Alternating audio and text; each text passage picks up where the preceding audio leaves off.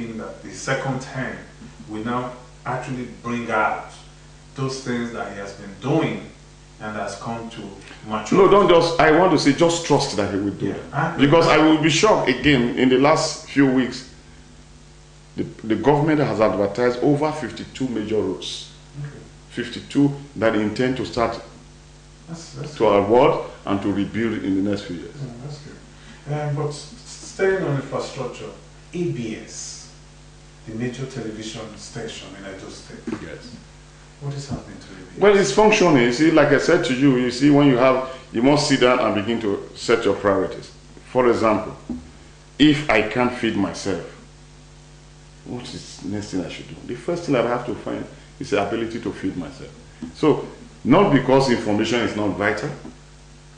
We want to see ABS to be like CNN or any other great media that is there. But today it's functioning very well, it's improved, but we have not reached where it should be. Because the reception in some areas are still very low. It's not giving the full wide coverage. Yes, that I agree with you.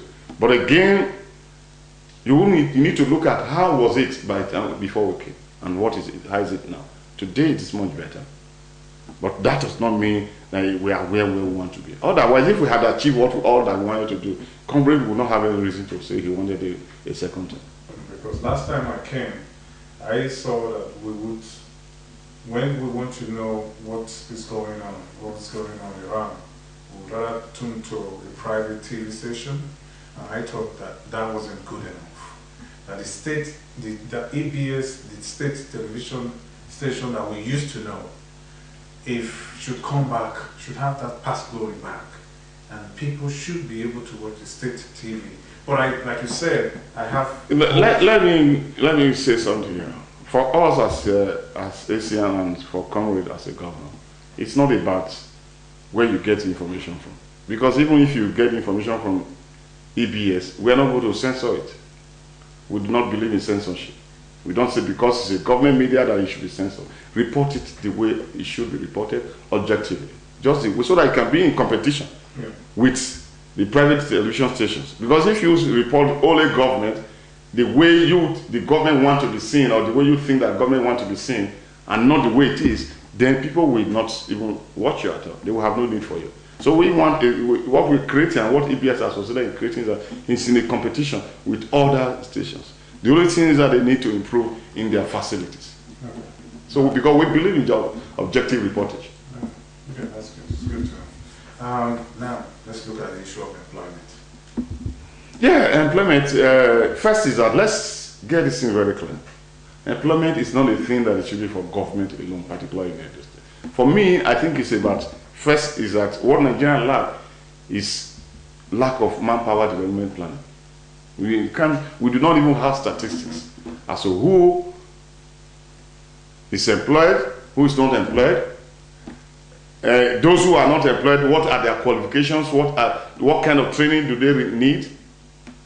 Do they need retraining so that they can fit into other areas? These are the things that are lacking in Nigeria.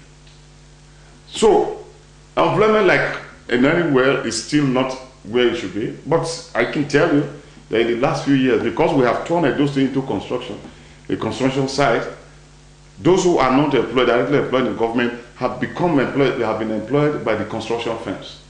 Because construction, all kinds of jobs, contract jobs are going on every day as I speak to you. Either by road, in schools, hospital, whatever it is. For example, in this new administration, when we came with change the transportation system, what we do, we bought 100 luxurious buses. Some of them are driven by girls. Some of them had no job before. A lot of them had no job before. So all of them, a lot of jobs have been. Outside that, we have what we call youth employment scheme, where we have thousands of youths. We have other scheme that we call neighborhood watch, where we have employed thousands of youth in order to check security situations and watch on our neighbors. So some have been employed directly into government. Even as we speak, some people are being recruited into the ICT department, because ICT, for us, we are turning computerizing our system so that everything that you do in a those state must be a transaction. So people are being trained and employed on a daily from time to time, either in civil service or either in one department or the other. But this is not enough. The reason is that you can't isolate Edo State. Because people find, for example, there are jobs going on in Edo State, even Edo indigenes that are not resident in Edo, when they hear that contract employments are going on in Edo State, they come back home. Because some of them are in other states and they have no job. So once it affects the country, it affects Edo State. That is the problem. So that's why I spoke generally at the beginning about issue of proper manpower development planning and having the full statistics as to what is really the numbers of persons employed in Nigeria and who is unemployed. Those who are not employed, do they need further training and in what area? Unfortunately, we lack all these things in Nigeria. That's it. Because in developed nations, you can readily give the statistics out to people who are employed and who are not employed. In America, they can tell you what it is now. Only recently, we saw that of Spain, say 25% are unemployed, and that 50% of the youths are unemployed. But we don't have those figures. We just speculate. That's it. Anyway, we hope for the best. You mentioned the youth now, so I guess there is a plan for the youths. Of course, that's why I told you just now that we have what called youth employment scheme. Because the ordinary man will tell you that an idle mind is a devil's workshop, and the youths are more vulnerable to crime. So we have developed systems that say, look, we cannot allow our youth to roam the streets. No matter, even if you don't get the best of job, but we must employ them and get them engaged in these things. And then we are training some of them in different areas so that they can become useful to themselves and to their family. So we are very keen about what is the life of the youth that at least the youths are living and they need to live. Okay. So let's talk about security. There's the issue of kidnapping. The issue of it hasn't been rampant now, so I guess the government again is working on it. Yeah. Different clubs in the university fighting the reserves and coming out, bringing into the streets. We hear of that, you know. Not anymore. So what is the government doing Not about anymore. this kidnapping? Not anymore. And robbery and everything. Because sometimes when people say, you are from Edo, that place is strong. You guys are, you know, that's not a good thing. Let me explain something to you. Security is something, it's not a thing that you can fight in isolation. In Edo State, yes, we have succeeded in bringing it down. But take, for example, there are a lot of people that have been arrested who come from other states to come and either to do robbery or to come and do kidnapping. Some people have been kidnapped in Edo State and taken to Delta, to Bayelsa and other states. Because it therefore requires a holistic approach by the country and not just the state. Yeah. That's one. Number two, issue of security is really under the exclusive legislative list, which means it's a responsibility of the federal government. So what states are supposed to do is to complement all those efforts. I said to you just now that we set up what we call Neighborhood Watch. And since we set that up, it has been very effective because these young men are on the street. They know what goes on, and they have been able to help us most of the time to provide information that have led to the arrest of some persons and have reduced crime in terms of kidnapping, crime in terms of armed robbery, the crime in terms of even car snatching and all that. That's come down tremendously. But still, you cannot isolate it, because somebody can go do robbery in Delta, and if he's driven from there, he'll come to Edo. So it therefore means that the federal government need to reinforce. Today you hear of Boko Haram in the north. If we are not careful, it will spread like a Harmattan fire across the entire country. That is not good for us. So yes, in Edo State, we can boast to you that in the south side, Edo State is the most peaceful. Now, unlike before. You can't wake up and just kidnap somebody and walk away free. Yes, it doesn't mean that it does not, occasionally it doesn't take place. But unlike before. Robbery, yes, the same thing. But again, if it's good in Edo State, it has to be good in the whole country. In an attempt to fight security, what is your relationship with the federal government? We have a very cordial relationship. You find that, like I said, issue of security is under the exclusive legislative list. But in Edo State, we can't say because is under exclusive legislative list, we fold our hands. So government from time to time, for example, in Edo State, we have what we call Operation Thunderstorm. Thunderstorm is made up of soldiers, the Air Force, the Navy, and the police working together. And government provided the vehicles and all the necessary equipment, and then paid them some stipend outside their normal salary to help us reduce crime. It has been very effective in the state. And that's why sometimes when I hear people say, oh, governors collect security votes and all that, I just laugh. When they collect security votes, you don't really think that they take the money and put it in their pocket. No. Sometimes you find that states will buy hundreds pickups, Hilux vehicles, hundreds. Each one costs millions. And so if a man takes that to buy, it's from the security vote, which a lot of people assume that governors just take and put in their pocket. Yet, it is not supposed to be their responsibility, it's supposed to be the responsibility of the federal government. But the state can fold their hands. Because the police, you contact the police commissioner say, well, you have asked me there is crime there, I can't go because I can't track to the place. So, government has been doing everything, and that's what I said to you, even led to the formation of what we call Operation Thunderstorm, that has been very effective. This SSSS, the State Security Service, the police, the soldier, they have been very tremendous in this regard. And that is what has helped to reduce crime in Edo State. Well, viewers, we've been talking to Honorable Barrister Thomas Okosun. He's the State Chairman, Action Congress of Nigeria, Edo State Chapter, and he's in Dublin for the International Bar Association Conference currently happening here. So please don't go away. We are going on for a short break, and when we come back, we shall be back with Honorable Barrister Thomas Okosun.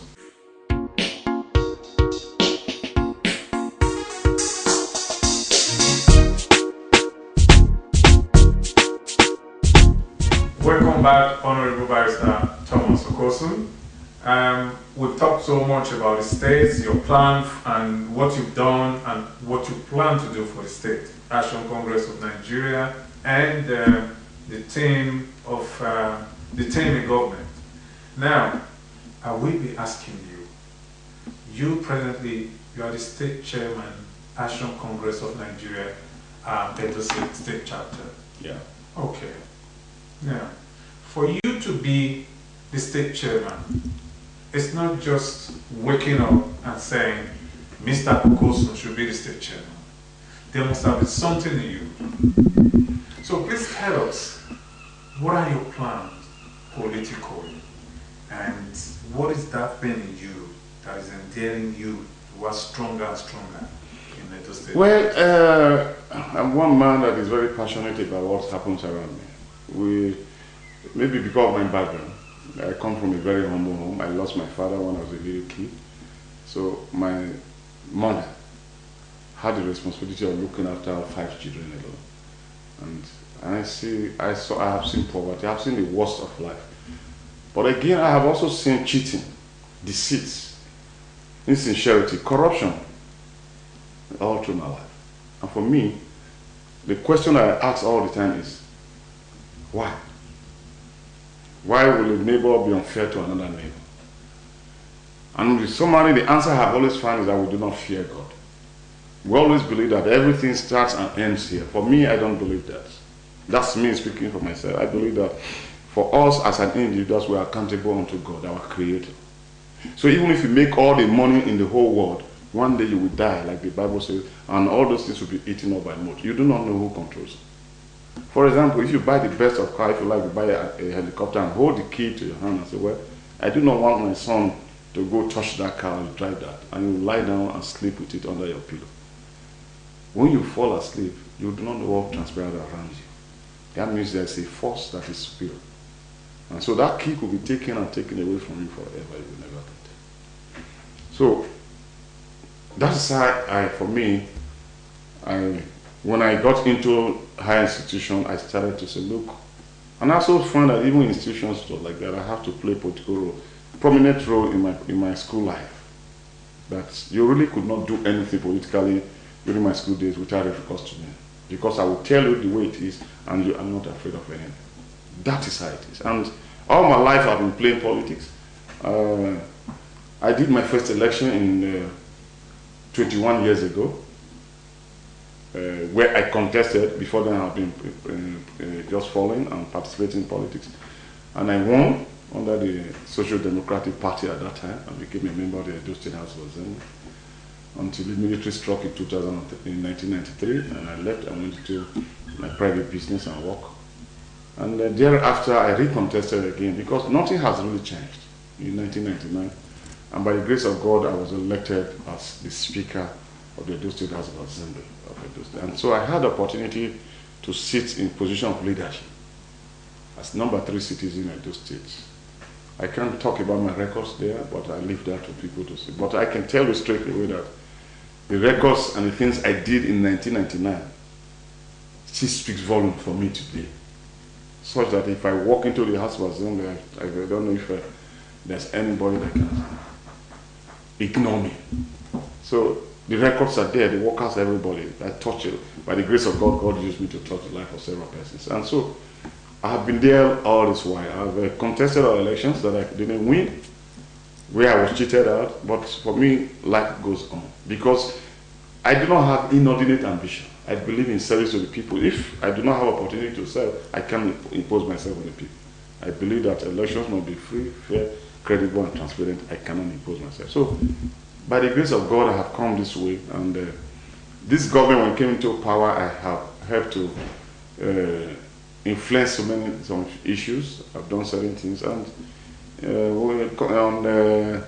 in December 2010, when it became necessary to change the leadership of the ACN in Edo State, I understood that decisions, several meetings were held and all that, and I was contacted and I was told that, look, Okosun, we know you didn't say you want to be state chairman of ACN, but we have looked around.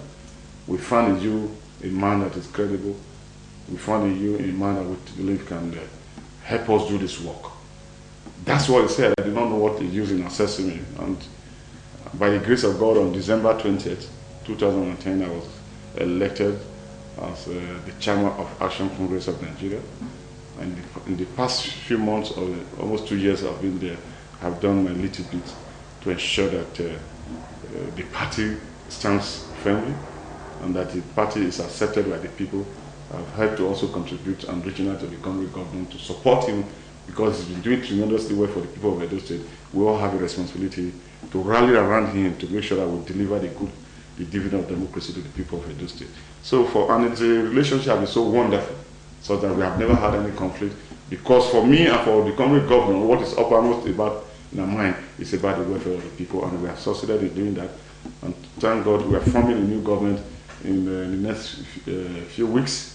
By next month, in less than maybe another 5 weeks, by November 12th, we're forming a new government in Edo State under the same leadership of Dansani Oshimon. So this is how it has been, and it's been a very interesting one. Today, I want to say that I'm a very lucky person, that under my leadership as chairman of Edo State, that our party set a record that has not been set, not only in Edo State, but in Nigeria. I hear people say, oh, this is the first time it's happening in Edo State. It's the first time it's happening in Nigeria. There is not a single governor that has contested an election in the history of Nigeria and that have won all the local government in its own state. They must share some. The other opponents must win some local government and all that. But in Edo State, it was just one way. And so that's why today I'm happy to be part of this political history that is bringing development to Edo State. And that's why really I tell people that ACN is not really like a political party, but it is a movement. We shift from the past, from darkness to light, a shift by people who believe in the progressive development of Edo State, and therefore if you wish Edo well, we all have to move together in the right direction. That's what we're doing in Edo State. Yeah. I must wish you the very best of luck. Another question I would just like to ask you is mentioning ACN now. What do you think is really the difference between ACN and PDP? Is it not just a matter of people are not happy with PDP, they go to ACN, and people are not happy with ACN, they go to PDP? What's the difference? I'll tell you the difference. I will tell you the difference. First is that for PDP, it was like a one-man show. Decisions are taken in the bedroom of individuals. In ACN, you can't do that. I can't sit down stage chairman and say, this is my decision, I'm taking a decision. No, because that's not democracy.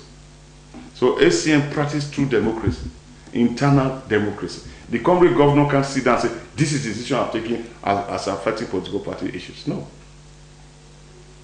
Even in government, in some issues, he consults us. What do you think? He can't say, because I've come with this opinion, it must be this. No. But in PDP, no, you can't even argue. You are told this is what we have decided. Who are the we? You can't even say. That's one. Number two, I said to you that when we came, the two things that were slogan that is common in Edo State that you find is that we say we let the people lead. And we say one man, one vote. And so in do that, we did not only say it for the public, we practicalize it internally. In PDP, it's not so. PDP on is that you just get the ticket, get it anyhow. And then we'll go to court or do anything to defend it. Whether legal or illegal means. This is the difference. The other major difference is how do you use the resources of the state in the overall interest of the state. I said to you, you cannot accuse the Comrade government today of corruption. No, you can't. But the same Edo State that people said was, well, you cannot do anything, is now becoming a reference point in the political history in Edo State. Everybody wants to now come to Edo State and ask Comrade, how are you doing it? So you can see the remarkable difference. We say, it's just like you are asking the difference. What is the difference between light and darkness? They don't meet. When light comes, darkness must disappear. So that is what has happened in Edo State. That's how the difference. We believe in the welfare. We believe that every cover that accrues to the state we must be accountable for it. And must be used overall interest of people. It's not the money, it's not the party or the government that let's share the money. We used to say to you in Edo State, go to Edo State, when you come ask questions, they will tell you PDP share the money. But to us, you ask, you say bring development. That's why I said to you that it's not a single one word after the 192 political word that we have not spent the resources of the state. That's so remarkable difference. Yeah, I must congratulate ACN for that, because I know that we used to have this discussion, and the result, what we get, the answer we get most of the time was always that, unfortunately, Edo State doesn't have the resources to. They don't have resources coming in enough for them to be able to manage the states or bring developmental initiatives to Edo State. But I must say that Comrade has shown that that is not true, that Edo State can actually benefit from developmental projects just like any other state. And for that, I must say, shout out to the governor, and thank you for all that you've done to Edo State. And I'm just hoping that whosoever is an Edoite, either in Nigeria or outside Nigeria, will support the governor. Because I believe now that what we should do is not looking at the political party, it's looking at the individuals who are making a positive difference in the society. Honorable, finally, I just want to ask you, as the Edo State ACN chairman, what would you want to be remembered for? Well, I just want to play my part and make sure that Edo State is better and Nigeria is better, because for me, I don't know what they will say after this thing, but just like I said to you, I was in my private house when I was asked to come and consultations held with me. I said, look, we think you can lead a party because we have looked at your antecedent. I want to be remembered only for good and not for evil. That's okay. Well, thank you so much, Honorable Thomas Okosun, for taking time to speak to us. Well, viewers, we've been talking to Honorable Barrister Thomas Okosun, the ACN National Congress of Nigeria, Edo State Chapter Chairman. Like I said before, he's here in Ireland, Dublin, for the International Bar Association Conference 2012. And we've been fortunate to have him with us. He has shed great light on some of the issues, challenging issues that we always talk about, and we never actually get somebody who is as knowledgeable as him to shed light on them. And today he has done that. Honorable, thank you so much. It's been nice talking to you. Yeah, it's my pleasure, and I believe that I'll be able to answer some of your questions. If I'm not, you're free to call upon me at any point in time. I'm ready at all times to answer your questions. Okay, thank you. And I'd like to also extend my invitation to you people to try come to Edo State, because it's easier to say one thing. It's also important, particularly for you in the media, to verify the things I've said to you, so that you can have the confidence that what I've said to you today is the truth and nothing but the truth. Thank you so much. You're welcome. Until next week when we come your way again, viewers, peace and love. Honorable, you want to say it? Well, I just wish the people of Ireland well. It's a peaceful place, and for you Nigerians that are here, I don't want to use the word those of you in diaspora, those of you that are here, because the world is one. You have a responsibility to visit and go to anywhere to live your life. I encourage you once again to also try to come to Edo State from time to time, because you do have relations, you have parents and all that. And to let you know that all those kind of things, negative things you hear about Nigeria is not true. Nigeria is a better place now, and if we all run away from Nigeria, there's nobody to make it a better place. So we have a responsibility to build Nigeria and make Nigeria a better place for all of us. I wish you the very best here.